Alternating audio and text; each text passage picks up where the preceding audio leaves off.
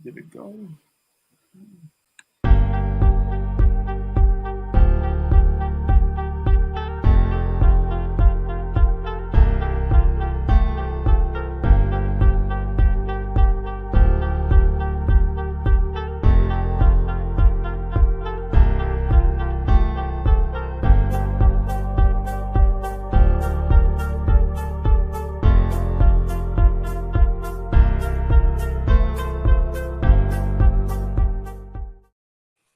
What's good, podcast world? What's good, YouTube? Sixers are in trouble.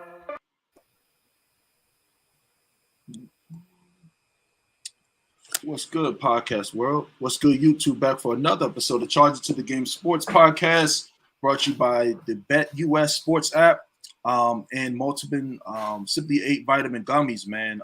Back again. We are not back off vacation. Just to let you guys know, this is kind of like a special episode. You know what I mean? So don't be looking for any more content until about August time frame, man. But bro, it's an honor. We're back. Special guest, man. Ellis Wyms, defensive lineman of the Tampa Bay Buccaneers, former defensive lineman, brother. Thanks for coming on the show and just chopping it up with us, man. Man, it's cool, man, to chop it up with some old school Bucs fans. I know we got a lot of new school Bucs fans out there.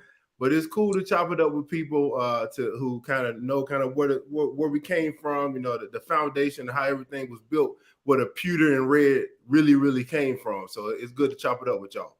Yes, sir, man. And then, like I said, just for the people that don't know, man, I'm a longtime Bucs fan. When we kind of started the podcast, I know those around the time we got Brady and all of this and that. But, my guys like Big Z and Jay that already kind of know, man, how my love, for the Bucs is real. So, like I said, we're going to talk about that. We're going to talk, definitely get into Ellis's career, his collegiate career, his pro career, his time with the Bucs, the best defense ever. They keep talking about the Baltimore Ravens, man. They keep talking about the Ravens. They talk about the 85 Bears. Man, we're going to talk a little bit about that. And then we're going to talk about, obviously, some of the stuff that kind of transpired today, right? So, Baker Mayfield finally got traded, and Ellis, we'll hop into it. Hate is a strong word. I strongly dislike Baker Mayfield. I just think it's a circus around the whole guy for a quarterback that's not even that good. But that's just my story. Side of the story. You ain't by yourself on that, so you ain't standing alone with people who kind of strongly dislike Baker Mayfield. So you ain't standing you solo on that one. It makes me. Man, as a Steeler fan, I'm gonna miss him. I hear that, and then we'll chop it up and talk with some more stuff around the NFL. But Ellis, man, like I said, let's start back, man. So tell us, for the people that don't know, where you grew up, man, a little bit about early life and how you got to the game of football and loving it that way, man. Man, I grew up in Indianola, Mississippi, little small town in Mississippi. Actually, it's like the hometown of blues legend B.B. King. So B.B. King is by far like the most famous person from my little hometown. But it's like the home of the blues, It's the home of the blues. So it's home of catfish and cotton fields, catfish ponds, small town, Mississippi. So I started playing football in junior high. Was scared to death when I started to play. But I was scared to death. Even though I was bigger than most of the kids, I grew up playing in the front. I grew up playing in the front yard, playing in the front yard with my buddies, like most of us playing pickup football. So when it's time to like strap them pads on, you like, man, like this is different thing. So I was scared to death, man. But actually broke my leg my first year, my 7th grade year. Broke my leg, didn't play my 7th grade year, came back my 8th grade year, play again, still scared, but got a chance to I had a love for football from watching Walter Payton and watching Jerry Rice. Again, I grew up maybe 20 minutes from where Jerry Rice played college ball. Of course, Walter Payton played at Jackson State, about an hour 45 north of where I grew up. So those guys were like legends. So I was the greatest of all time.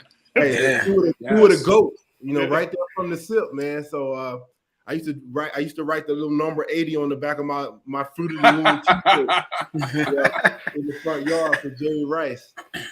So of course, being a big guy, you don't get a chance to they don't throw you the ball much. I play a defensive end, from the jump. So got through high school. Went to high school, got thrown in and started still scared to death.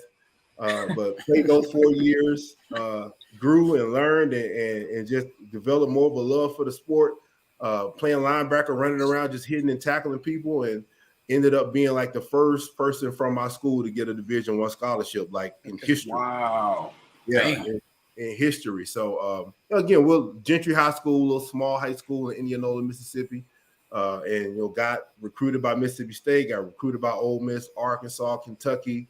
But I chose to go to Mississippi State because I'm a mama's boy. Gotta stay close to home. The mama's cooking, man. Yeah, I had to stay close to mom's. But Mississippi State and Jackie Sherrill was a great place that felt like home. So yeah, that was high school and kind of going through that and getting into college. So then going to college, playing at Mississippi State was awesome. Big Z, you was telling me you covered like the SEC championship in Atlanta, 1998. Yep, T. Martin and them boys in the ATL. So had a lot of success, man, at Mississippi State. We won a lot of football games. Saw a lot of guys get drafted. Coach Sherrill was an amazing coach. Hall of Fame coach. Yeah. Yep. I kind of cut my teeth on the Coach Sherrill, man, and he told me from the time I got there, he was like, if you stick to it, you can be a pro, which nobody had ever told me in my life that I could be a pro. I really didn't ever think I could play in college because I had never seen anybody do it. So that whole that whole experience of growing up small town, getting a scholarship, it was all kind of surreal because I had never seen anybody do that. So I didn't think that was possible for my life, Right. I can understand that, man. But like you said, I mean, you didn't have anybody. You were the first person from that high school to, you said go to college or go pro? To get a Division I college scholarship. Division I. Like, yeah, wow, that's incredible, man. Because in your hometown, you kind of, it's kind of like you're a hometown hero, man. Like you give people, little kids, little young boys in your city that have aspirations of someday playing. Like, man, look, Ellis Wyms made it, a while back. You kind of set the standard. I'm not saying that you're the only one, but like a little kids along the way can that can be the aspiration. I definitely think that kind of laid the blueprint because in recruiting, like recruiters kind of they like fishermen. They lie. They go. I've been recruited too. So they gonna go where we done have some success there, or we know that program, we know the type of kids that come out of that town. Because coming from high school and going to college, man, it's a culture shock. Like for me, like I had never went to school with no more than one white person at a time, like in my life. Like so, going to or anybody other than African American. So going to a college campus from a cultural standpoint of now I got there's other white people there. There's people from different countries there. There's Asian people. There's Indian people. And you got to survive. Contrary to popular belief, nobody's giving you grades. Like, right. Like you got to get those on your own. Like you got to go to class. They got a whole staff dedicated to making sure you go to class and do what you're supposed to do. You have a support system, but ultimately, if you're gonna stay there, like showing up for class, showing up for work, that's just part of it. And a lot of times, everybody ain't built for that, right? So it's definitely a different change of culture from where I came from to where I ended up. I can understand that, man. So, I mean, tell us about your time at Mississippi State, man. So I know you said you were always pretty much played defensive line. So your freshman year, like, were you intimidated? Like, what were the guys ahead of you? Like, did you like when I went to college, like I was, I understand I could play and stuff like that, but like some of these guys just so strong, so fast. I'm like, yo, a big dude like that is not supposed to move like that. You know what I mean? Yeah, we had a guy on our defensive line. First, I went to college as a linebacker. I thought I was going to be a linebacker. Okay. They tell you one thing in recruiting. From the first day I got there, my number was like 92. I'm like, I don't know too many linebackers with the that's 92. wearing LT wearing 56, Brooks wearing 55. Like I'm expecting a 50 number. From the time I show up, they got 92 in the locker. So they knew they was gonna put my hand in the dirt, when they was telling me I was gonna play linebacker. But that's neither here nor there. But but when you get there, dude, it's like these massive, strong, grown men, and you're still 17, 18 years old, but you got guys that are 21, 22, been in the weight program. They're fast, they're strong, they're violent. They know what it takes to play on the SEC level. So, of course, you come in like trying to figure out, can I do this? Like, did they sign the wrong guy? Or, am I cut out to play here and be here? But again, I told you I had Coach Sherrill through the first couple of days of camp kind of come to me and say, hey, man, like not only can you play here, you can be a pro. Like if you do what you're supposed to do over the next 4 years. So just those words from Coach Sherrill meant so much to me at that time to give me the confidence that I could actually get out here and compete with these monsters. That's what they are too, monsters. Yeah, oh my God. Like, guys, 6'3", 350 that can lift the entire gym. Right. That man, I'm supposed to be playing with that dude, like for real. Right. Gotta go with this dude. Like, but again, you get little tidbits of things that give you confidence. And of course, at the end of the day, you got to go and make plays. You got to go into training camp, and at any level of football, you got to prove you're supposed to be there. But that little bit of confidence from Coach Sherrill really helped out a lot. And that's good to hear, man. I mean, because like I said, I kind of dealt with the same thing. Like when you're a freshman or a sophomore, mostly a freshman, and you see these guys that have been in a college weight program, they might be, you might be 17, 18 years old, and then these other guys are 21, 22, some 23, some even older. And it's just like, yo, they're fully developed men, and I'm a boy, and like, what am I supposed to do with this dude? Even holding the bags, doing drills, it's like, yo, like slow down. You know what I mean? Yeah. Like you ain't got enough body weight to even hold the bags correctly. Shit like that, man. So, but it's definitely. But playing at Mississippi State, again, we had a good group, and veteran guys who you always got to have guys that are willing to snatch up the young bucks and bring you along. Pick you up off your ass when you get knocked in your ass a couple of times. Hey. Are you good, man? Children busting there. I got 3 little ones over here doing that. Me too, man. I tell them to go upstairs every time. Don't come down here unless you're dying. You know what I mean? Just do not come down here. But they don't listen, bro. They be like, whatever. I got 2 10-year-olds. The 13-year-old, he chilling. The 2 10-year-olds, they can care less.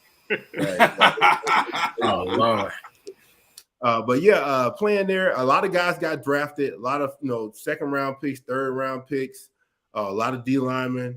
We won a lot of games. Like I don't think we ever won less than 8 games when I was there, which gave me the opportunity. When you're playing at that level and you're playing in the SEC, the difference a lot of times whether you get a shot in the NFL or not is, man, every week NFL scouts is at practice. Like every single week, you in pass, NFL scouts is on the sideline from every team every single week, watching you up close and personal. So that was the benefit of playing in the SEC, playing at a school like Mississippi State, is like we always had scouts at practice and people were always looking to get players off our team. That was one thing I wanted to know. I'm happy you brought that up because I wanted to know, was it always like that? Like the SEC now you see teams like USC and they're opting out of like the Pac-10 and the Big 12 and all these other conferences, and now they're trying to go to the Big 10. And the SEC is just far and away the best conference as far as competition and all of that's concerned, man. So it's always historically been like that. SEC has always been the strongest conference with the best, competition and the best players. Players. Yeah, it's always been like that. It's always been super competitive. You get some of the best players in the country to come to these schools, and again, every single week, everywhere you go, it's 70, 80,000 people. The stadium's packed. The tailgating is crazy. Every environment is bananas. Like going into LSU on a Saturday night is bananas. Like going to Alabama on a Sunday and everybody liquored up and tailgate is bananas. But again, it's so much for coming into Mississippi State and it's 70,000 cowbells. And you nobody can, you can't barely can hear yourself think, like every single environment. Arkansas, like going to Auburn, going to Kentucky, it's not the same as the pro environment, but it's just like the high school environment on steroids every single week. And of course, you got national coverage. I'm playing on TV every single week at Mississippi State. So it was one of the best decisions I made. I mean, I had a few options, but playing there, and again, I played with some really good players, had some really good coaches, some really good men. Starting with Coach Sherrill, Coach John Hendricks was my D-line coach, Joe Lee Dunn, defense coordinator. So we put a lot of people in the league and we won a lot of games. That's what's up, man. So you brought up a good point. I was going to save it for later in the show, but you kind of touched on it. I want to ask you. So, like you said, with the national TV coverage, like I said, that was back then, that's only advanced now and over the years and stuff like that. And now we're kind of seeing with the NIL and these athletes finally getting paid legitimately because, I mean, let's just be honest. In the past, some of these guys getting paid on the table. Absolutely. I've talked to enough athletes to know, I'm not airing people out, but at the same time, some of them been paid in college, collegiately. But at the same, and now they can get paid for name, image, and likeness. But I look at it for somebody like a center or a guard or a right tackle, why that's probably gonna go number one overall in the draft. Now they can't get any money. I mean, they might get something, maybe their age. I don't understand that. I'm not gonna touch on it too much. But it's just like, I just think college athletics, just period, not well, I guess period, but obviously football and basketball, those are the money makers for the whole entire program, the whole entire school. If football goes down in the SEC, everything goes down. You don't have the books, you don't have, right. I mean, these professors are not making the money that they would need to make. These boosters and all of this and that. I could talk about it all day, but if you think about this week, with the UCLA reported that their athletic department was going to go bankrupt and go into the Big Ten, they get to sign that $1 billion TV deal as part of the Big Ten. What was UCLA? They were in the Pac-12 or something. Yeah, the Pac-12. So them and USC went to the Big Ten this week. They ain't got no money over there, And now they're flush. Just that one decision. They said the Big Ten is ready to sign a $1 billion television contract. That's crazy. And now they're from Rutgers in New Jersey to LA, USC, and UCLA across the country in the Big Ten. And they even come through Maryland. Maryland's a Big Ten too now, which is crazy. Yeah, so you go from east to west. It covers the whole country now. Yeah, I mean, I love to see that. I mean, I love to see the business of college football starting to be a little bit more player friendly. I mean, like you said, guys been getting paid. They just used to make you go to the back door like you were stealing. Yeah. And you weren't stealing. You were actually getting a piece of the revenue that's being generated. I'll tell you this. At Mississippi State, that entire town was different from when the team was winning and when the team was losing. The restaurants are more packed. The hotels are all packed out. The gas stations are filled up. Walmart is selling more stuff. Walgreens is selling more stuff. The local butcher's selling more. Like when the football teams in these communities, in these towns, in these college towns are cranking and going, man, the amount of revenue being generated off these boys is ridiculous. And even with the $1 billion TV deals, that's still not going to the players. None of it. Yeah, that's still the NCAA, and which, okay, cool. It is what it is, and I'm happy to see NIL. I'm happy to see players being able to actually, some of the players actually being able to benefit financially. Because let's just keep it 100. I don't care where you're at on the ESPN 300 as a high school athlete. There is zero guarantee that you're going to make $1 in the NFL. Yes. So there's the opportunity for these players to capitalize and make a little bit of money when their name is hot, when their value is at its all-time high. And again, you got these leagues with billion-dollar TV contracts that want you at their school.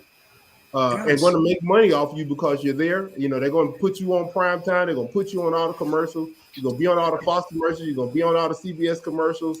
Like, your face is going to be out there. You should be able to get paid from it. That just makes sense. Yeah, man. And like I said, all this money is going so well. These kids are now banking. I mean, the NFL, the NIL deals, some of them are going to the right people. But I'm just like, what about all the other athletes? Like, what about the guys that even, like I said, that are even just part of the team that don't play? They should at least get something. Because I'm just looking at it like, you play football, obviously. I play football collegiately. Like, you never have time for yourself. Like, never. I mean, it's incredible. Like, I had to change my major. You know what I mean? If you want to do something like legitimately, like you want to be like an engineer or something, like you can't be a football player and an engineer. You can't do that type of level of coursework. And like you said, you kind of touched on it earlier. A lot of you got to grind on your own. I mean, some of these players might have tutors or something like that, or something like that. But I mean, for the people that kind of want to do their own work, they have to do their own work, because again, more than likely, 95% of the team ain't playing no more football after they're done in college. Yes. So the focus for them needs to be to being able to leave college and have a degree or have an opportunity to go out in the workforce and make a living for themselves. But you're doing something for the school, because from the starting quarterback down to the scout team players, everybody's necessary to run a program. Like, the offense can't get good unless they have people to practice against. And so everybody on the team plays a role, and there's no role too big, there's no role too small. So you like to see, a way for everybody who participates on those teams to kind of partake in the revenue in some way, shape, or form. Because again, most of those guys, when they're done in college, they're going to have to go out and figure out how to make it in this world on their own. Yes, sir. And then I look at it like this, and I'll move on back to your career. Look at guys like back in the old days, like Herschel Walker and Walter Payton, and even like some more modern guys like at USC, Matt Leinart and Reggie Bush. Can you imagine how much they would have made way more money in college now than NFL? Remember Todd Gurley suspended 6 games for signing a jersey? That was crazy. Ridiculous. His jersey.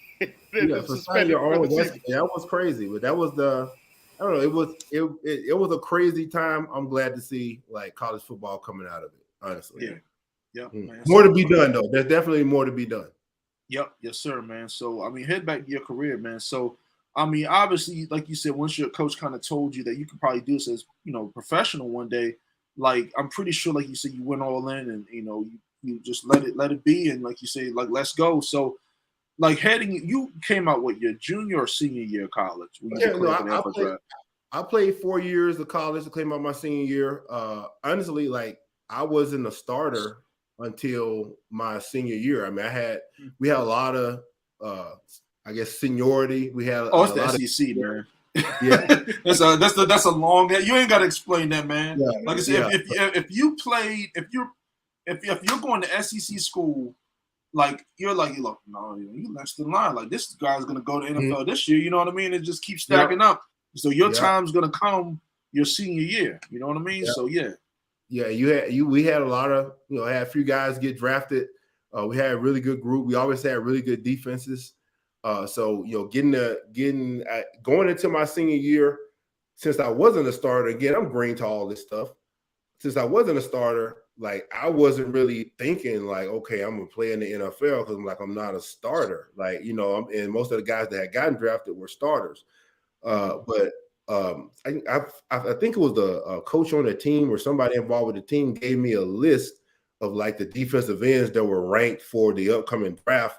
And I think I was like a number 12 on the list. which was like news to me. Like I was shocked. Real? Right. I know I'm nice, but I'm that nice. Okay, like, get out of here. Like, like for real? Okay. Like, okay, cool. Somebody recognized game. Okay, cool. So that was a huge moment for me to where it kind of was like that moment where like this shit is possible. Mm-hmm. Like it could actually happen that I could like play on Sundays. So play my senior year, have a good year, had a bad ankle injury toward the end. So I missed the last 2 games, I think, played in the bowl game, felt like I had a good year. So going into, the off season, you go into, once you're done with the school, then your attention turns to all-star games and the combine. I got invited to the Senior Bowl again. Like, shout out to Coach Sherrill and all my coaches for making sure I got an opportunity to go to an event like the Senior Bowl, which is, not something a lot of players get to do, is go play in the Senior. The Senior Bowl is like the upper echelon all-star bowl game for college. Just where all the scouts are there, the GMs, the head coaches, everybody's there. You're going through the whole process. Yeah. So got a chance to play in the Senior Bowl. Went down there, felt like I gave a good showing. Go to the combine. Again, by the time I get to the combine, you're watching guys that are at your same position or rank like you. And I'm watching some of these guys, and I'm like, you watching dudes, you're like, man, I don't know, I feel like I'm better than that dude. So you start kind of like, okay, I had a good showing at the Senior Bowl. I'm seeing these dudes tripping over bags at the combine. I'm too good athlete. Like I ain't tripping over nothing. Like you can't be better than me, and you can't beat a bag. Like you can't be better than me if you messing up combine drills. Like combine drills are like, we some of the best athletes in the world. You can't mess these up. Like you should somebody bet those up. So, so I thought, I'm getting drafted, maybe, hopefully second, maybe third, latest fourth. I don't get drafted to the 6th round. So, by the time we get to the 6th round, dude, like I'm like upset because again, I'm from the SIP. We ain't got shit. We ain't got nothing. Like there was the time when a lot of the factories and stuff were leaving Mississippi, leaving the country, really. Right. A lot of the fact my mom worked at a lawnmower factory for 20 years. That's how she raised a single mom. So I'm counting on whatever I'm getting, out of this situation to be able to help take care of my mom, because this factory just left. We just lost our house that I grew up in. So it's a tough time for my family. So getting drafted in the 6th round and that wasn't what I expected, wasn't what I wanted. I was, happy I got drafted, but disappointed I couldn't do what I wanted to do for my family. I was when I got the call, like I was outside in my car, upset, crying, because it's 6th round, my name ain't been called yet. Then I think the Buffalo Bills called me and was like, "Yeah, if you don't get drafted, like we're gonna bring you in as an undrafted free agent." And I'm like, "What? Like I ain't gonna even get drafted?" Like so you go from thinking, "Hey, I'm like." One of the top guys to I'm not even get drafted. But right after they call, I'm out of my car, left my phone in the house. My mom answered the phone. She got the call from Coach Dungy. And the great Coach Dungy. Yeah, man, the great Coach Dungy. So she came outside, yelled my name, told me it was Coach Dungy on the phone. And dude, like I was still crying when he told me, "Congratulations, welcome to the Bucs." All right, I'm still, so it was an amazing day, amazing time. A lot of these guys, you go through this process, man. It's ups and downs. You have what you want it to be, and then what it ends up being. But probably the best thing that ever happened to me was I got drafted in the 6th round by the TampBay Buccaneers because of who I got to be around. Yes, sir, man. And like I said, I love to hear it, man. Like I said, I love to hear that. And like you said, I mean. That's just incredible, man. You know what I mean? It might seem bad at first, like you said, you were in your car crying, you know what I mean? Yeah. And like you said, and stuff like that. And then your mom picks up the phone, and little do you know, I mean, you're on your way to the best team, best organization in all the football. Yeah, I love that, man. You always want to get drafted higher, but sometimes, man, it's just, especially in the NFL, it's like, you can get drafted in the 2nd round, go to the wrong team, and like be out the league in 2 years. Yeah. You could be undrafted, go to the right team and play for the team. Like it don't really it matters kind of where you end up and the type of men you end up around. I agree, man. Like you said, I mean, go ahead, Jay. Do you have them? No, I'm about just everything perspective. You know what I'm saying? That's crazy. It's just interesting to hear. And it's like I'm still even back when the beginning when you were scared, and I'm listening to like how you transcended to this, and I'm just like, damn, I was really scared. I'm still stuck on it, but yeah, you know. Yeah, I was scared to death. I didn't want to touch nobody. Didn't want nobody to touch me. Football, man, don't touch my body, not my body.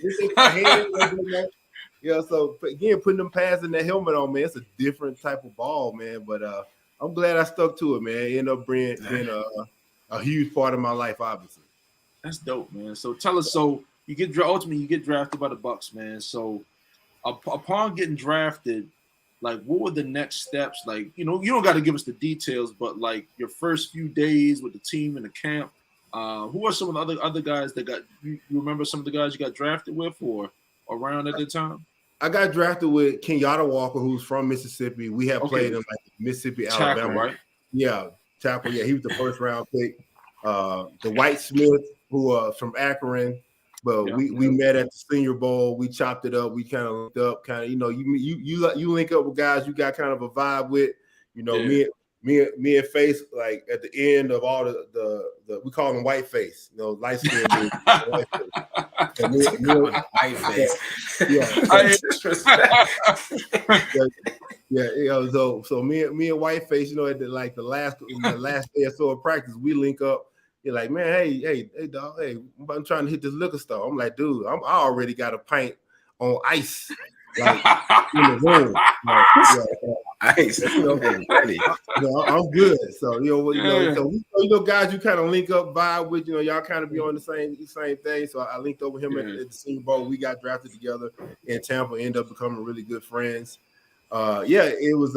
But the biggest, the craziest thing for me though, because. Back in the day, like we all play Madden, right? Oh yeah, we all play Madden. And back in them days, like it was the Bucs. It was A-Train, it was Sapp, it was Warwick Dunn, Derrick Brooks, Rendezvous, Lynch. It was like you play Madden, you playing with the Bucs. Like these dudes you look up to, and then you go from one day, okay, I'm playing Madden with these dudes. Like, that dude sitting right there. Right across the way from me, like that's Sapp over there, and that's Warwick Dunn right there, and that's Mike Allstar, who I run all the people over with. That part of it, like man, I play with these dudes on it's like meeting superheroes. Like you met Superman, literally, like somebody you never thought you'd meet. You're like, this dude, my teammate now, like. Right. That's crazy. That was probably the most surreal part of it. Is like kind of, seeing them dudes and like kind of putting those two things together. But again, all these dudes were awesome dudes. And again, get drafted in the 6th round there. Like I had a career because I got drafted around these dudes. So they're superheroes, but great dudes to be around, man. Just one of the realest dudes. That's dope, man. That's dope. Yeah. So. Obviously, like you said, your time with the Bucs, you kind of got started with them, man. Let me see. Did he freeze? Let's see. Yeah, I think he froze. He might have froze. Hey, Ellis. I think he's coming back. I think he's working his way back. Okay, I hear him. A little bit. Breaking I can hear you a little bit. He just froze a little bit. We'll talk. No, he still froze. Yeah, he still froze. Yeah, the face. Let me see. Oh, shoot. Just freezing a little bit. Ellis, if you can hear us, man, just try to go out, and then you can try to come back in. It might come on that way. If you just log back out and then come back in on the link. Like I said, we'll still be here. If you want to try that, maybe it probably caught up. Maybe the best thing. Yeah. So, but hop out and try to come back in. But pretty much what Ellis was saying, man. But until he comes back on. Was the fact that like you said, these guys are almost like superheroes, right, guys? I mean, nah, it's crazy to sit right beside somebody and like you playing on Madden. Shit. Look, if you remember those days of how the defense carried the team. I mean, they would win in games 9-3, 6-3. Yeah, I mean, man, with Sean King. Right, I'm about to say that. I mean, I don't want to throw my man under the bus, but Sean King, I respect you, black quarterback and all that, brother. But we needed a little bit more firepower. You know what I mean? More firepower. You know what I mean? That's I what like my how man you Brad did it. Johnson came into play. Think about what was it? The Rams game in the championship game. I think it was 10-9 was the final score. Ricky Prohl catching the touchdown at the end to win. In the corner of the end zone. Brian Kelly, man. Brian Kelly, man. If you listen to the show, man, I don't even. You know, I'm a fan and I'm mad at you, brother. That defense played, mad at you. I ain't had no money on the game enough. That was just a little kid. They played so good that game, and then to lose. I mean, you just sitting there like, I can't believe this. I mean, it was just crazy though. But like you said, imagine Ellis as a rookie and a second-year guy, and that's your welcome to the NFL. Those teams, defense is basically the standard. Right. Like he's a defensive player. Like he's a defensive player. He's got to play with all-time Hall of Famers: Warren Sapp, John Lynch, Derek Brooks. You know what I mean? If he comes back on, like we're gonna, obviously talk about him in his career. Was it Simeon Rice on that team? Yeah. Oh yeah, Simeon Rice. I mean, that's another character. You know what I mean? My man White he called him Whiteface. Yeah, that's wild. I was like, oh nah. The White Smith. Dwight Smith from Akron. I mean, here a unique point of Dwight Smith. He played with Jason Taylor at Akron. At little old Akron, they had 4 guys who went to the NFL off that team. Man, from old Akron. And Z, I think me and you was kind of talking a little bit before the show. Like in that Super Bowl, I actually thought he should have won MVP. He had 2 pick sixes, 2 of them ran back for touchdown. I think Dexter Jackson. I'm not. He won the lottery. He parlayed that into a huge contract. Boys got paid, man. Look, it's all about getting paid, though. Yeah, you love the game, but you got to get paid. Yeah, them boys got paid, man. But like that 0-2 team, and was amazing. And then even before guys, like I said, he's probably having technical difficulties. He might not make it back on or not. But we'll chop it up here for the time that we had, man. Either if we, might have to have him on a later show or something like that. But with that said, he kind of touched upon it. He, like you said, he grew up in Mississippi, where not a lot is going on, especially at that day and time. Like I said, the factories kind of left town. And stuff like that. So he pretty much came from nothing. And maybe, he was the only player that had a Division I college scholarship from his school at the time. Think about it. Same town as Jerry Rice and Walter Payton. That's that little old town in Mississippi. I mean, that's 2 ghosts. Yeah. And then you don't need much. Yeah, the other great point about the SEC is scouts at every practice. Him not being a starter, and his senior year before the season, seeing he's ranked 12th best defensive lineman for the draft, not even starting 1 game yet. That's wow. And then over to the 6th round? Yeah, that's SEC. That is SEC. Yeah, that's the SEC, man. And then also, I mean, them agents and some of these guys that write these articles, they'll say stuff. You know what I mean? And that's where the media comes in. And then scouts at practice, how you practice. When you're not even thinking of your backup, you're not playing, but you're practicing every day. There's NFL scouts at every practice. Yeah, and they're watching you. Yeah, they watch it. You don't think they're watching. They're watching you. Jamie, you talked a little earlier, man. I mean, they got the campuses got eyes on you. You know what I mean? They got agents. They got agents around the campus. So for all collegiate athletes, man, you're not really safe. So keep your family close. Your brother, the brotherhood, okay? Anybody outside of the brotherhood, let's just say that. Watch out for that, man. And I think Ellis is all set up now, so we're gonna try to add him back. Okay. Let's see. I'm back, fam. Oh yeah. What's good, brother? Like I said, you was always just chopping it up, man. You good now? Yeah, I'm good. We had some technical difficulties, but we good. We good. We 100. All good, man. So I think when we last left off was obviously you kind of talked about, those players, obviously you guys you were playing Madden with.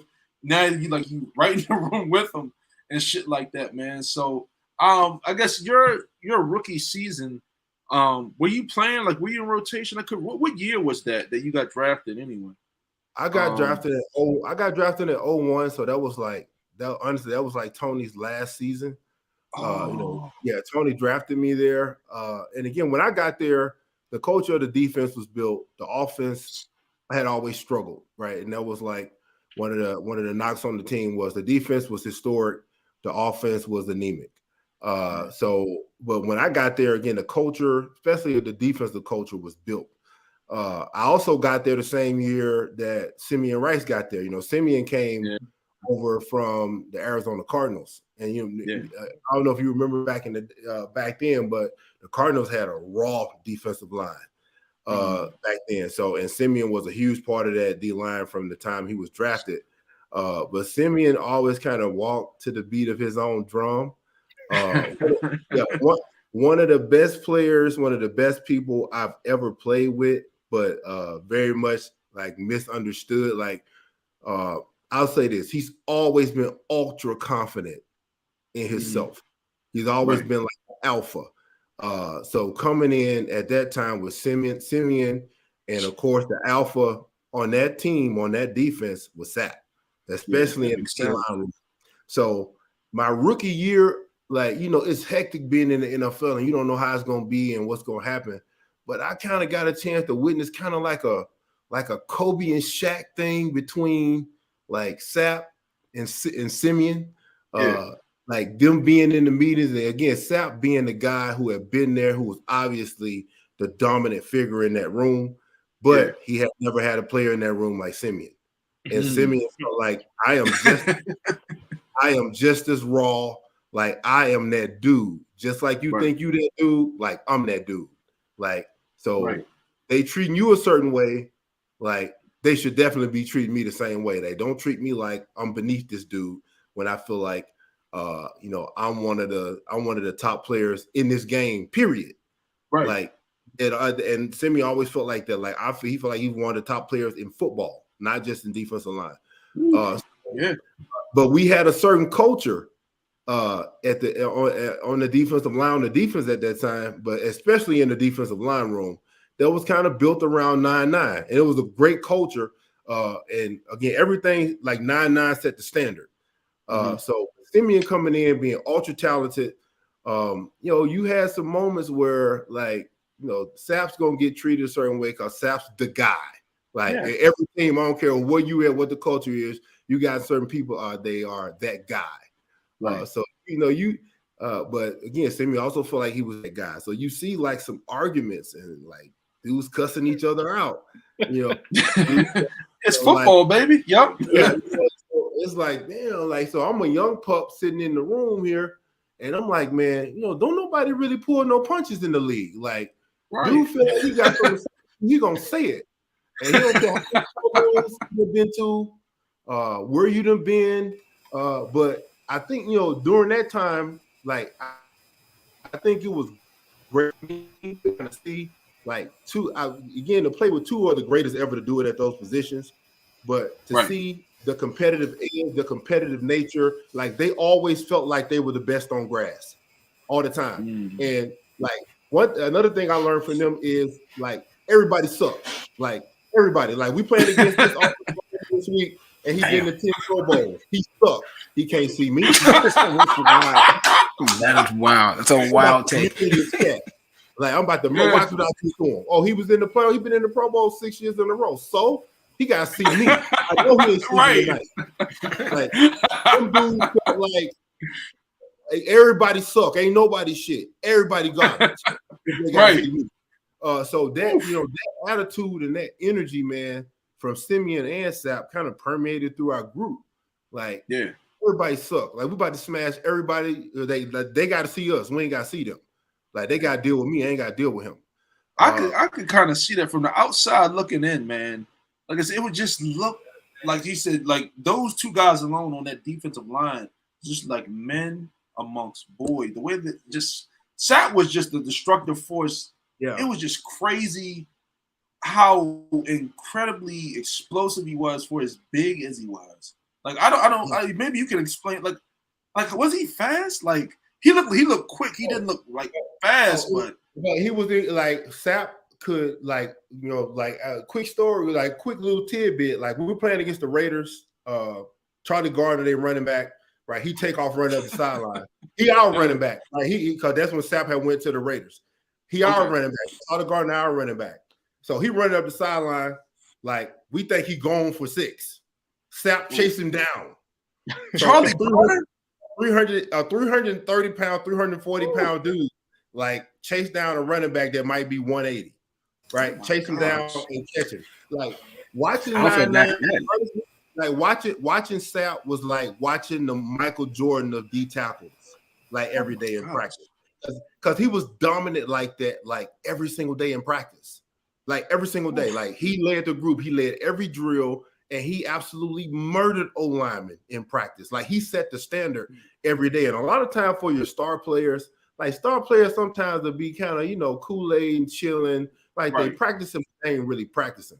But when you show up to the book, like you see 9-9 lead every drill, every period, 1,000 miles an hour, and absolutely dominating practice to the point sometimes where like Coach Dungy will have to tell him, hey, chill out and let us run this play. Right.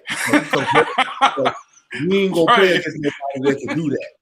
Right. Like, chill out. So again, like same thing with Simeon. Simeon had a work ethic. Like, I kind of liken it to Kobe and Shaq, but Simeon had a work ethic like Kobe. Like Simeon was always in the best shape of his life. Before practice, after practice, maniacal in his work ethic, skill development, making sure his body was always at 110%. And Simeon, honestly, like me as a young pup, kind of brought me along, keeping me after practice, helping me work on my hands, work on my feet, work on pass rush moves. Like if veteran players see something in you and they see talent, and honestly, if they see something that can help them win a championship, and that team was like striving to win championships then, they reach out to you and they pull you in. So, watching them two dudes, man, was like watching, Sapp's in the Hall of Fame. For whatever reason, Sim's not there yet, but his numbers were restored.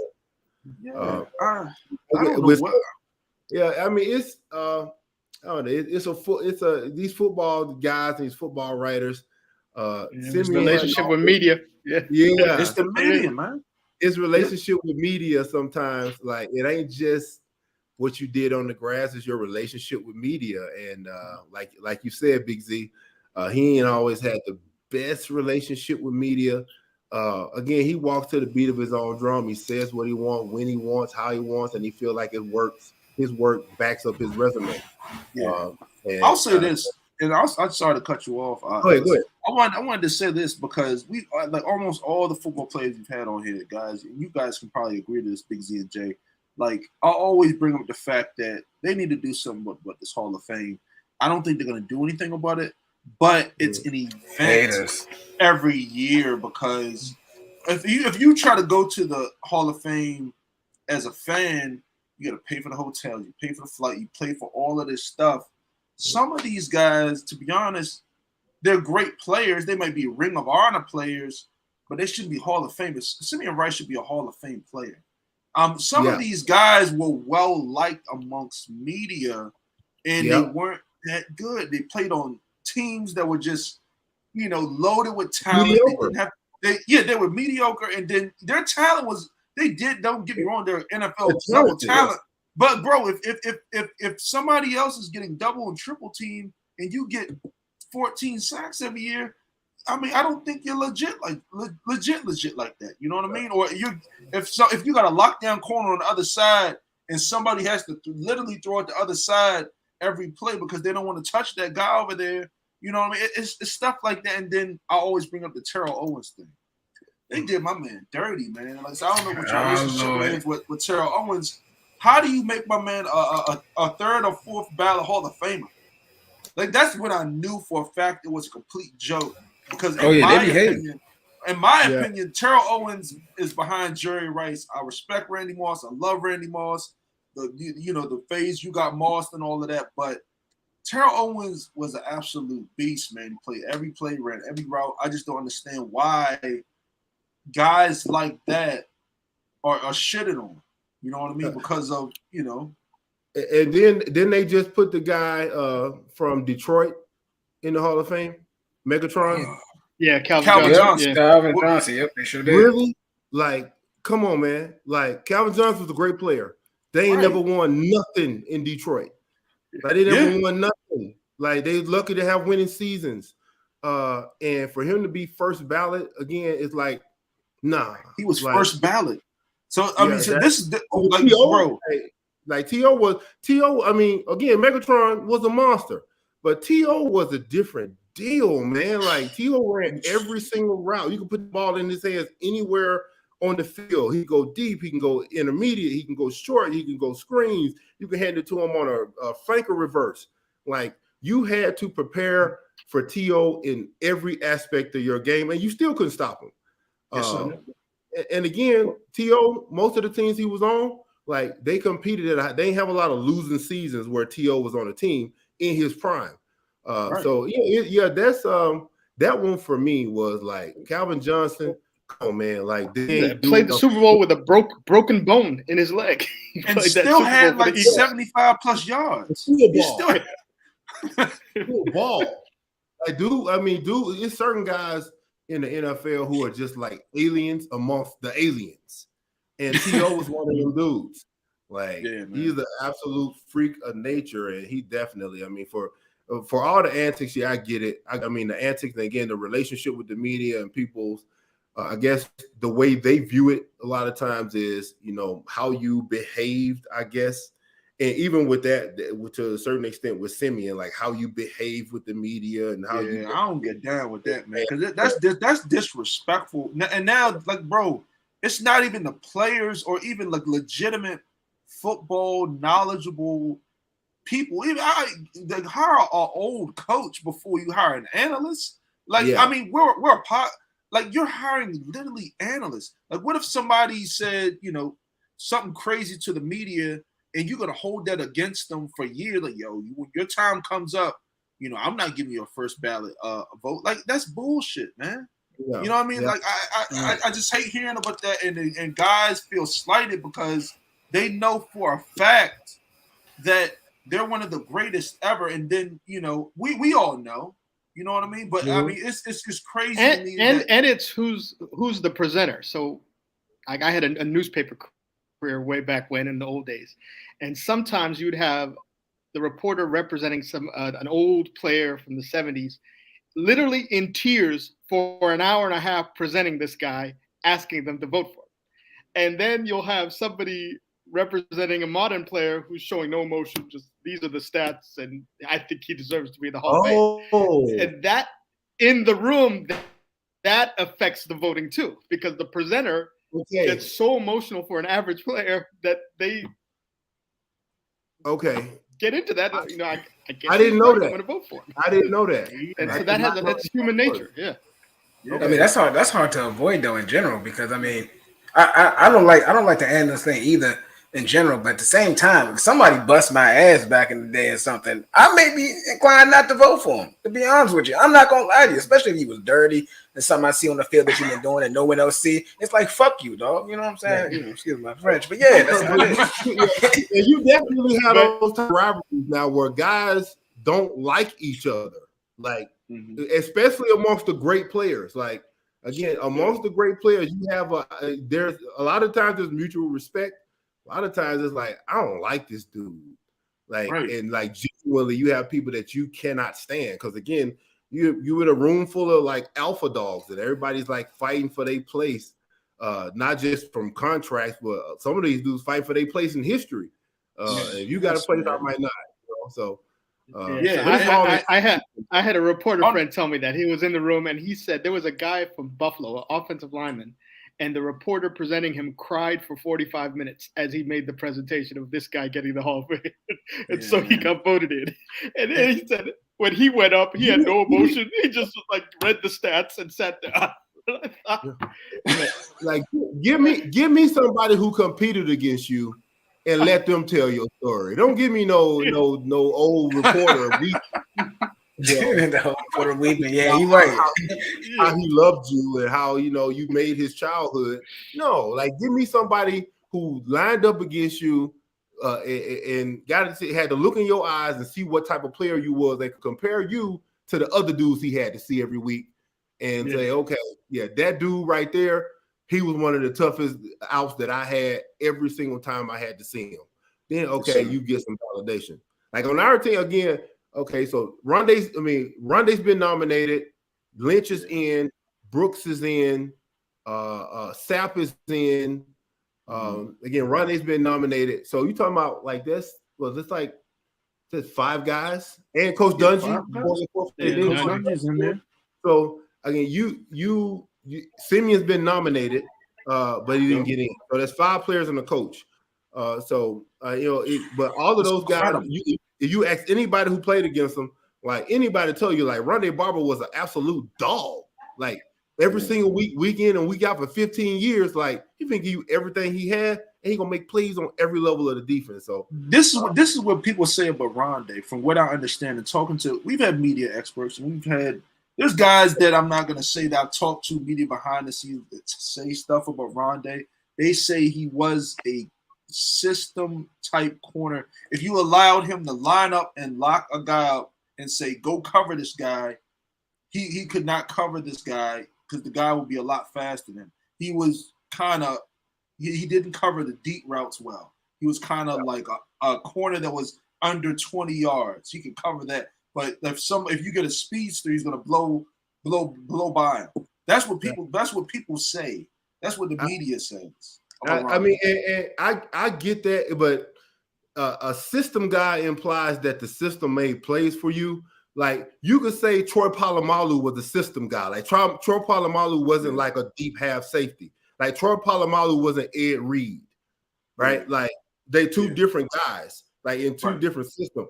Rondé Barber was a hell of a football player. Sacks, picks, instincts, run game. Like you can find film of Rondé putting Jerome Bettis on the ground, like figuring out somebody who outweighed him by 150 pounds and putting him on the ground with no fear. Like you can find film of him like beating offensive tackles in pass rush or jumping the flat, getting picks and taking them to the house. Right. Go back and watch the NFC Championship game. Oh yeah. Then when we played against the Eagles. Yes. And just watch how many plays Rondé Barber made. He dominated that game from start to finish. And there ain't been a whole lot of DBs who can do what he do. Like you could say there were some cover guys and all that.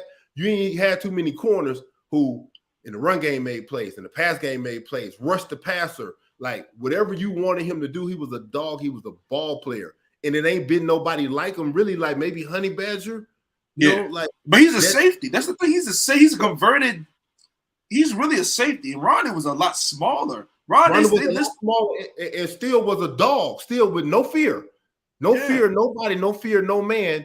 Like, and made plays all over the football field. A guy that's, like you said, that's small. And people can say, when we in base defense, Rondé's at right or left corner. Like when we go to nickel and you bring in a third receiver, he's in the slot because he's dangerous in the slot because you don't know what he's gonna do, right? So again, you don't know what you don't know if he's gonna drop, you don't know if he's gonna rush, you don't know if he's gonna drop in the flag, you don't know where he's gonna end up.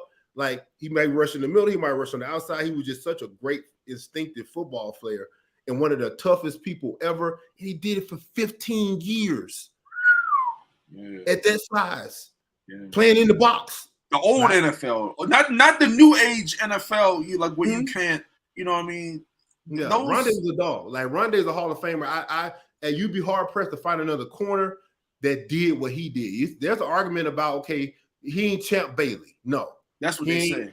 Yeah, but again, that ain't the only way to me that you can be a Hall of Fame football player. Right, like, where you got to be a carbon copy of Dion or a carbon copy of Champ Bailey. He kind of did it his own way, and we got rings. We got a ring.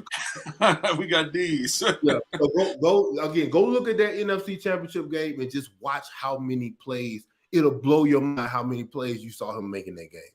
Yeah, and thanks for bringing that up, man. And I don't know how much longer we have you. Like, we can stick around. You got like another 10 minutes, or if you got to go, or yeah, we got another 10. What's up? I'm chopping it up with y'all, man. Again, I enjoy talking to football fans, football guys who love the sport. I saw y'all talk a little NBA also, so I'm a huge NBA fan. But we can. Okay. I know we were going to talk about some of the current things that are happening. Yeah, man. So let's talk about this Baker thing. So I'm gonna give you first dibs on the whole Baker Mayfield thing. Like, I've been saying it almost every show. Big ZJ already know how I feel about him. My opinion on him, I mean, he's garbage to me from an NFL stand. I'm not saying I'm better than Baker Mayfield. I'll beat his ass, but I'm not saying I'm a better football player. Z loves him because Z's a Steelers fan. He's a Steelers fan, so he loved playing against them every week and chalking up as an automatic W. And then Jay, I'm gonna miss his last game. TJ Watt 5 sacks. Everybody get new contracts off Baker. Literally, what he do when he comes to say, "You like, I got to get my stats up this week." Get some sacks, get a couple picks. Week 1, Myles Garrett finally gets his shot. Week 1, Carolina, Cleveland. Hey, Myles Garrett is ready. Ellis, I gotta ask you about this, brother, because like you said, there was one game. TJ Watt had 5 sacks in one, and that when you look at the film and you watch film, these were sacks. Baker holds onto the ball for too long, one, and then he thinks he's fast, but he's not. So when he sees people come, he's just like, you know what I mean? Then the guys get him. look at Z. Oh, it was great. Those were good times, Z. Oh, man. Baker makes me laugh, and then the false starts on the tackles that follow. So that's even count that as another sack. Bro, I'll say this and I'll let Ellis go. Anytime, you know how people, players usually stand up. But when Baker was going through all this stuff, and I forgot who it was in the media, they like, usually when somebody's going through something like that, if you're an actually good player, people are like, Baker's legit, man. Like, I don't know what y'all talking about. Nobody said that shit about Baker. Even Roby Anderson, their star wide receiver for the Carolina Panthers, months ago said no. Like, we don't want him now. He's on their team. I'm gonna let you go though, Ellis. Like, tell us your opinion on the Baker situation. I mean, nobody who's played with this dude seems to really like this dude. And he's got this. He had this like air of entitlement, and I think this will be the first time in his NFL career where he understands, dude. It's 32 starting quarterback spots in the NFL. You gotta go earn that. Right. Like, nobody care about your commercials. Nobody care about, your Instagram posts, your Twitter followers. Like, at the end of the day, it's like when you're in that position, you got to be a leader. And guys got to want to follow you. And like, nobody wants to follow Baker after 3 years in Cleveland. Like, nobody wants to follow you. You haven't played well. Like, to expect this level of loyalty from the Browns. Right. And you just ain't really put it down like that. Like, you're not that guy. Like, you're not that guy. And in the NFL, do you get what you earn, especially at the quarterback position? Oh, yeah. Who in the right mind would tie their franchise success to Baker Mayfield? Right. And they set him up. They set him up. They gave him running backs, receivers, offensive line, tight ends. I mean, like, Ellis, look at his team, bro. Like, bro, he has literally his offensive line. There was a game last year when they played the Broncos, and they literally ran the ball almost every play and won with their third or fourth string. It wasn't Nick Chubb. It wasn't Hunt. It was Dearness Johnson. Yeah. And you know what I mean? Their offensive line is all you have to do is literally play action, and people are wide open. He can't even find people in play action. You know what I mean? Eight, nine people in the box. I mean, he had Njoku, Odell at tight end, Odell Beckham at receiver, Jarvis Landry at receiver, 2 Pro Bowl caliber running backs, a great offensive line. They did everything possible to set you up for success. You just are not good enough to do it. And to act like you were hurt, like, dude, this is Deshaun Watson, bro. Like, that's like Deshaun Watson, honestly, like, might be the best quarterback in the NFL. Like, he might be the best. Like, he might be number one. Like, from a standpoint of being able to run, make all the throws, like stay alive in the pocket, make plays off schedule, make plays on schedule. Like, you can do anything with Deshaun Watson as your quarterback. Yes. You're hurt because they went to get that guy based on the shit you just put on tape. Like it's laughable to me, man, because it's just like, bro, what are you mad at? Like you said, they went this far. Odell Beckham's father last year, if you can remember, said, that was hilarious. He put on the film and said, look, he ran like tape, he's sitting there watching. He said, look, my son is open. Baker couldn't find him because he was looking at his first read the whole time, and that's what he does. If his first read is not open, he's sacked. He's getting 5 sacks. Yeah, it's a guy who was given a lot. Again, when they first drafted, I was doing radio at the time when they first drafted him.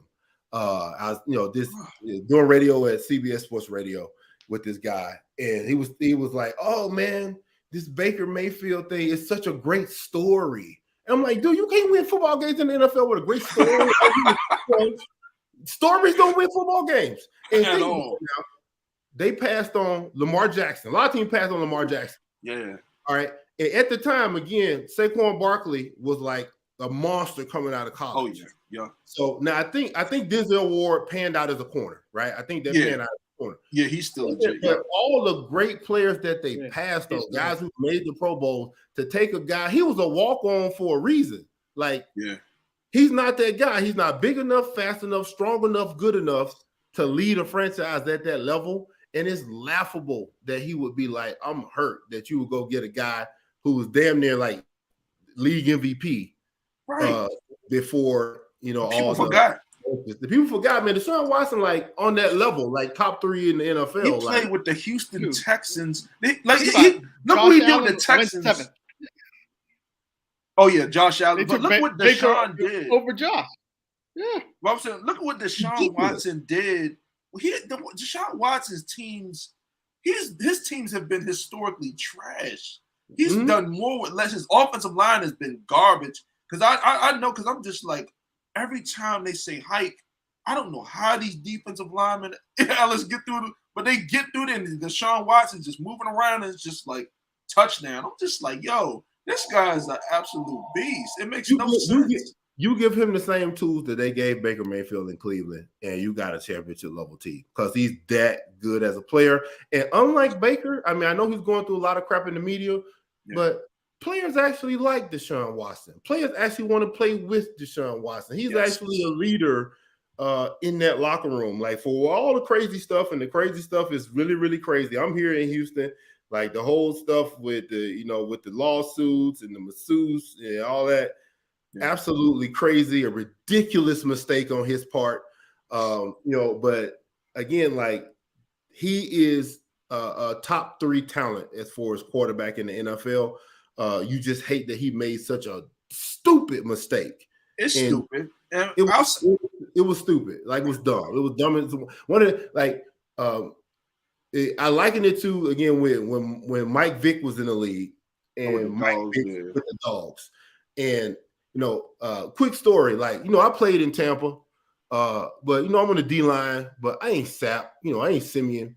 So I could move around the city in a way that some way dudes can't really move around how I move. Like, somebody see me at a spot and they might be like, oh, he looked like he played for the Bucks, but they don't necessarily know who I am, right? Right. So I'm at this little spot one night in Tampa, little club, little party or whatever. But I could be low key, Yeah. I'm sitting there chilling. Next thing you know, Mike Vick walk in the building. Whoa. With like 8 little knuckleheads with him. And I'm like, I can be in here, but dude, you on the cover of Madden. Like, right. You can't really be in here right now. Yeah. Like, you supposed to be in here. Like, right. It'd be like he didn't understand, like he didn't get, like, it'd be like if Peyton Manning walked into that spot. It's like, Like, bro, what are you doing here? You're the face. Like, you can't be here. I could be here because don't nobody know me and don't nobody really care. Right. Like, you can't be here. And even with all the stuff with the dogs and stuff, like, and the same thing with Deshaun, they don't understand that being that young, it's hard to understand the magnitude of who you are. Like, Deshaun Watson, like, with how he's played, the contract he just signed, like, he probably was worth $1 billion before this. Yes. Like being that young, signing for what he just signed for, he probably was like worth $1 billion, close to $1 billion before this. Like at least $500 million.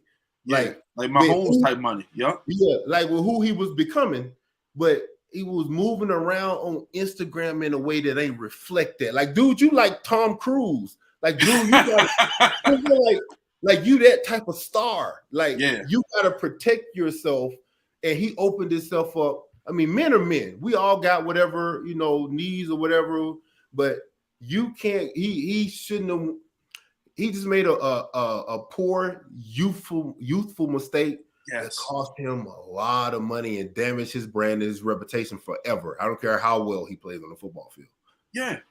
Yeah. I mean, I just look at this Deshaun Watson situation like this, and we've had what's this coach? Who do we have on Z?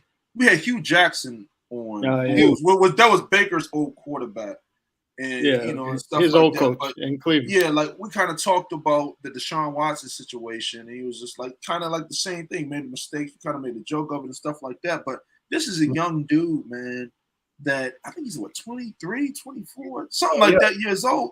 I mean, that's a young dude, man. I mean, really young, man, and that's a lot of pressure. Like to have that type of money. And to not come from it, right? To not come from that type of money and to have that kind of heaped up on you and then not really understand. Like, he's lucky like he wasn't in Virginia because, again, they threw the book at Mike Vick over a situation where he wasn't even there. It went to Grand Drew's here or whatever, and he's lucky like they didn't take him down that road.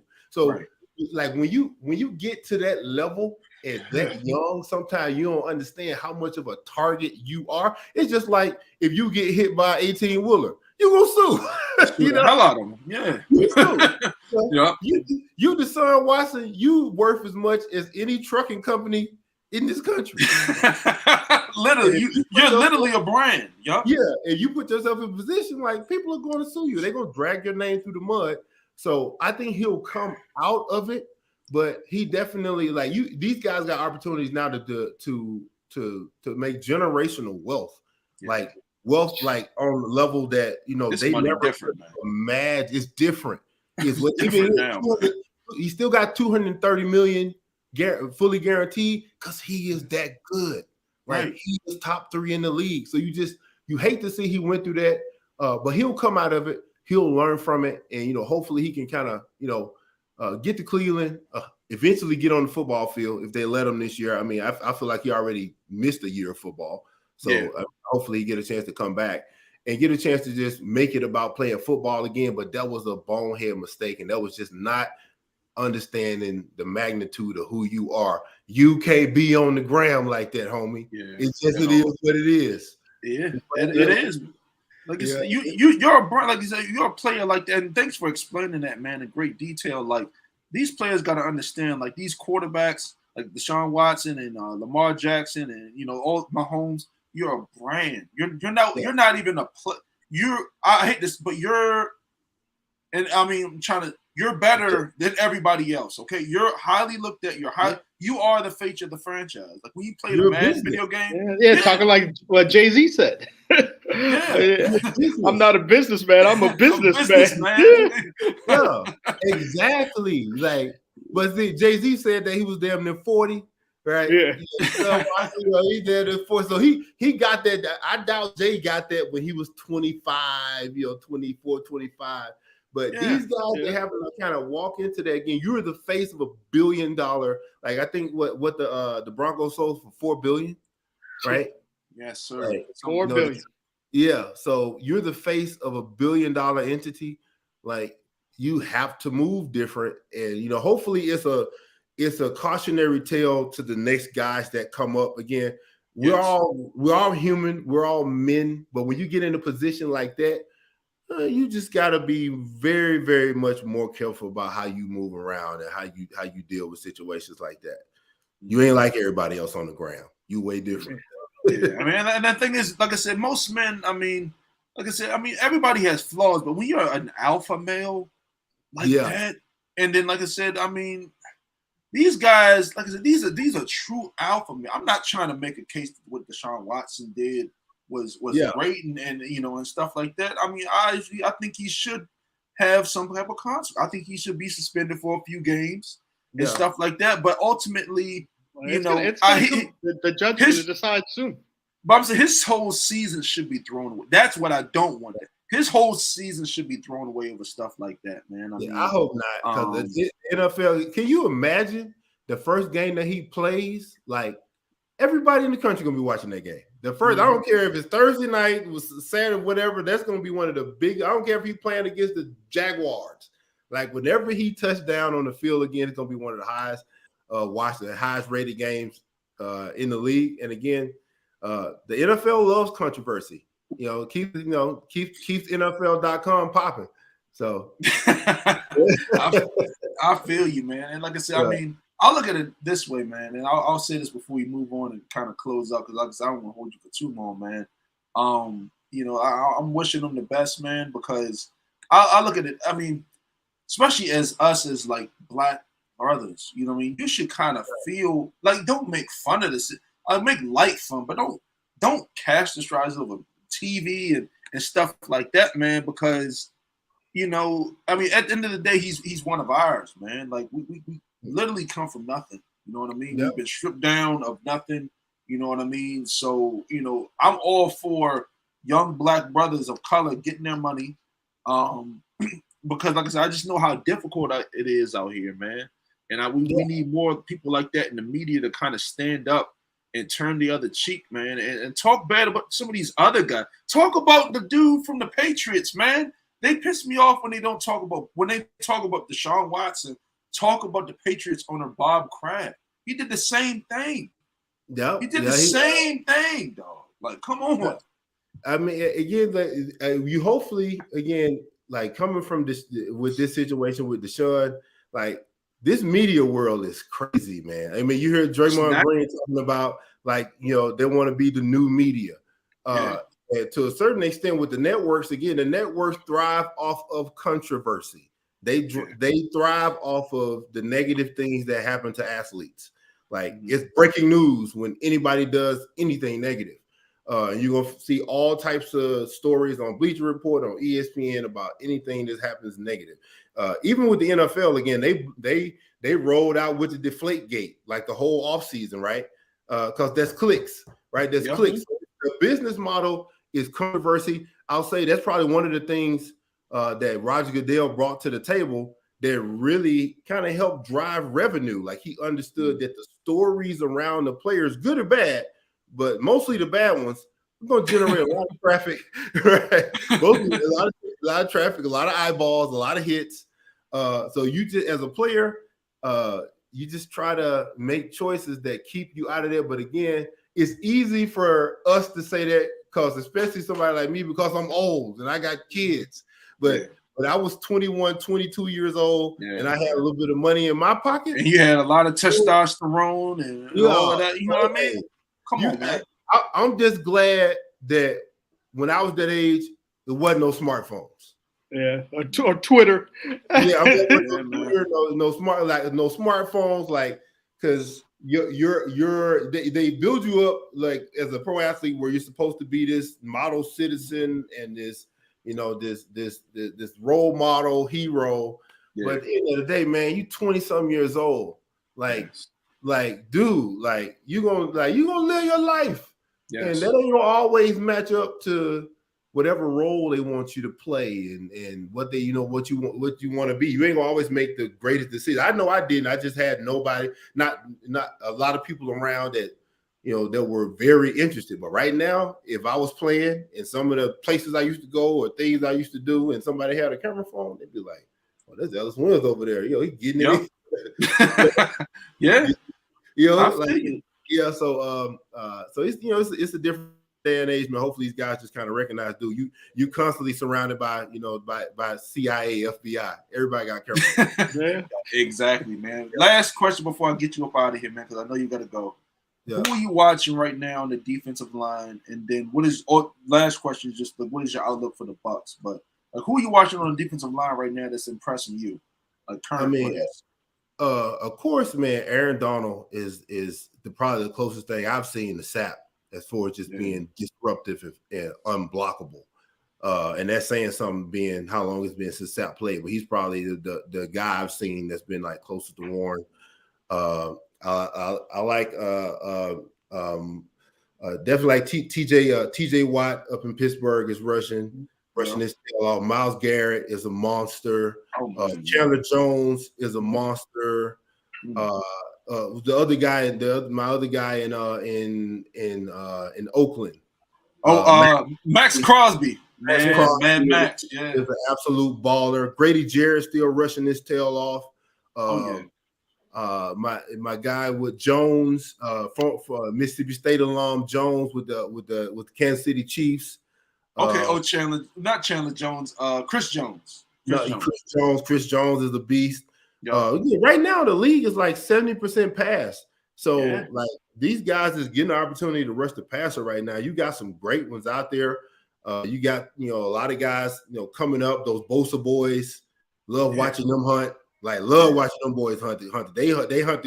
You like to see guys who hunt the quarterback with every fiber of their being. Like those some powerful boys, dog. How strong are them dudes? Because they not that big, but they be knocking the shit out of 330, and they strong as shit, dog. Dude, they just animals, bro. Like certain people just animals. Like they just coming and they keep coming and they got this move, that move. They got power. They got edge rushers. They can beat you inside. They beat you outside.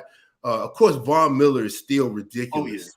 Like Von Miller is still absolute ridiculous. Like the speed around the edge, the inside move, outside moves. There's a lot of guys. I love pass rushing because our defensive line. Like if you can rush the pass, you can be in our room. Like you can be in our line. Like, you wasn't making our team talking about I stopped the run. Like we don't care about that. Like, we can be the best run stopper on the world. You getting cut, homie. Like you can't be in here. Like you got to we hunt quarterbacks, and we stop the run on the way to that guy.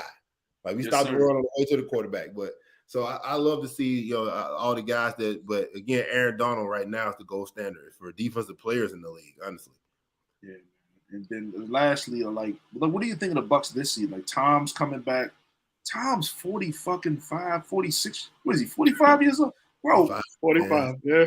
55, 65. Who knows, man? It's crazy. Tom's like a vampire or something. Like he eating something different, man. I don't know what he eating. Drinking the blood, or drinking the young babies and kids.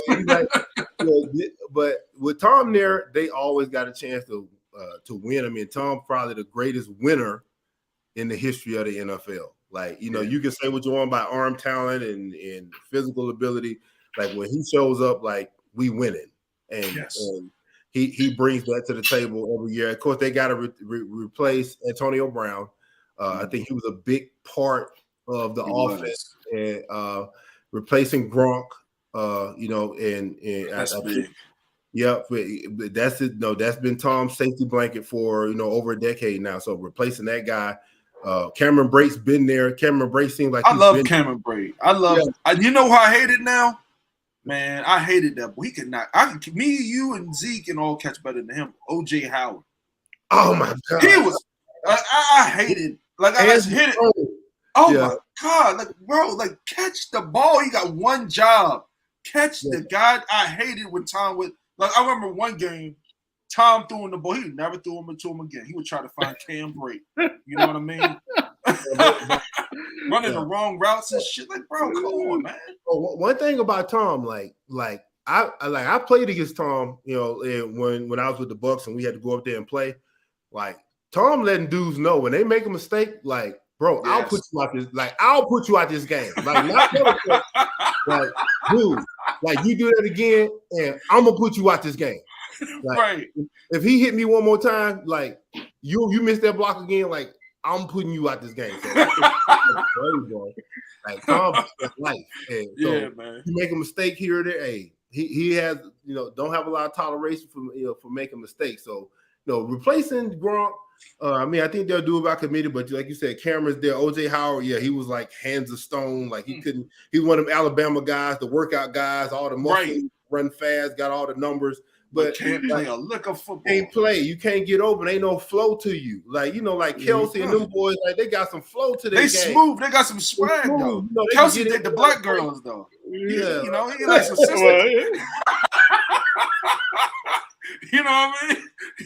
He a swaggy white boy. You know what I mean? Yeah. Oh, yeah. The swaggy is.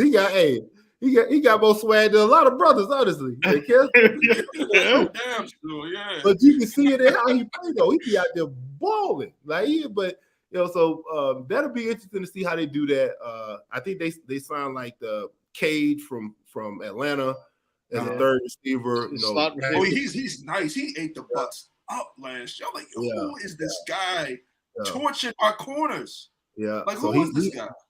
Yeah, he'll be a big pickup, help replace Antonio Brown. Of course, God will hopefully come back. Mike Evans, like Hall of Famer Mike Evans. Let's put that out there now. Hall of Famer Mike Evans. Yes, absolute monster. Defensively, again, I think they were about, maybe 13 ranked in defense last year. I gotta ask you about these corners, man. I'll say this right now. Oh, no. Huh? Bro, okay. So we on the same. They paid. Dude, the one guy got paid. He got paid. Carlton Davis. They say I don't know why they paid the guy, man. I really don't know why. This is the guy that gave up. He gave up 200 yards to Tyreek Hill by halftime. It's that guy. You know what I mean? I'll say this: like Tyreek Hill, he a different animal than you ain't gonna see Tyreek. It's just like when you got block sack once, you get smashed in week one.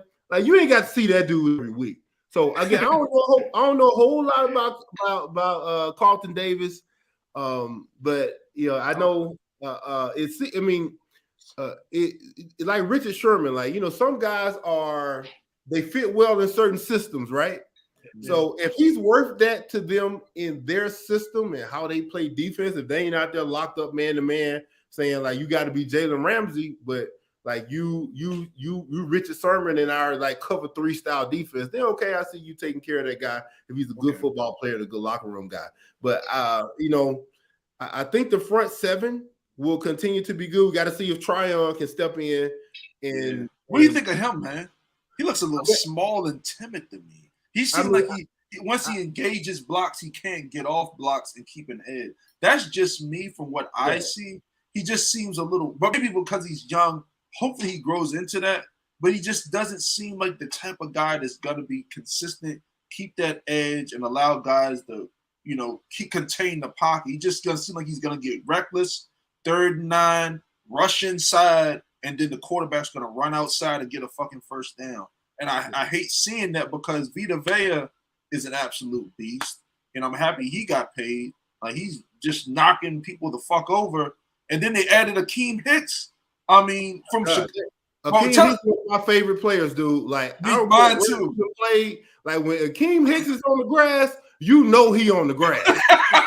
That's a big ass, bro. I compare him to, he's like a fridge or like a big ass Christmas tree, dog. But violent and monster.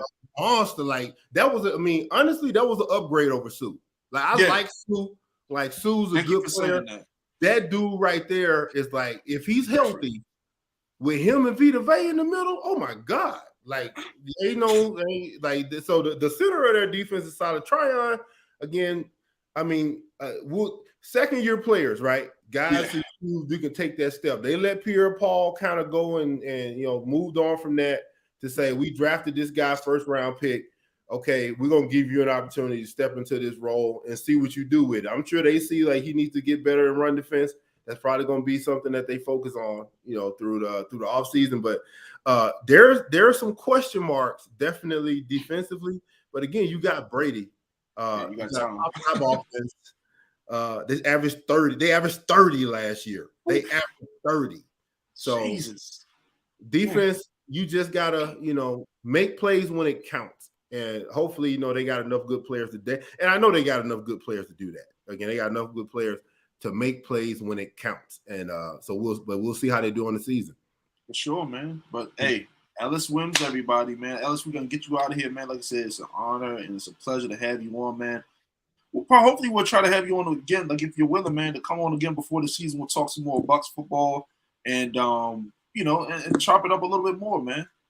Man, you know what? This has been cool and fun. Again, I got a lot of respect for what you guys do with your podcast, man. Keep growing, keep building. Like when you reached out to me, I kind of checked out what y'all was doing. I'm like, man, one of these looks like some cool dudes who just chop it up about ball and just kind of think of it. So, but two, like y'all building y'all platform, building what you're doing, man. So shout out to y'all. We definitely link up, man, for the season. Chop it up a little bit. That's cool. No problem. Just hit me up.